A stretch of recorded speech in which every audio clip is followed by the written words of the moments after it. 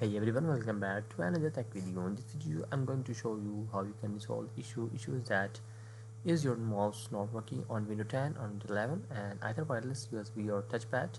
So don't panic, this video will show you how to fix mouse problems instantly and get full control of your PC again. So follow these simple steps. First step is that unplug and reconnect your mouse, try another USB port, and the second step is that restart your PC and check if the mouse responds or not. The third step is that open device manager and its mice and other pointing devices, go to the right click and update or install the drivers and then you start. Basically you just have to update the mouse drivers from device manager. Fourth step, if it's wireless mouse, replace or recharge the batteries and reconnect the receivers.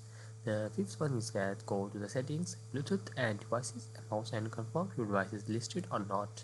So make sure that. The sixth step is that run command prompt admin, and if you don't know how you just do that, just simply just going to the start menu, the start icon on the taskbar and right click, and it's going to the terminal admin just like that, and just yes it, and just copy. Wait, is copy the prompt which will provide you in the description. Just copy that and just go to the interface of and just paste anyway, and you're gonna scan now. See that this process will take some time, so it's the verification and scanning that.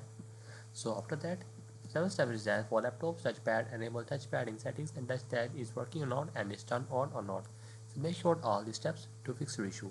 So that is the video. Make sure you like our video and subscribe our channel for more tech related videos.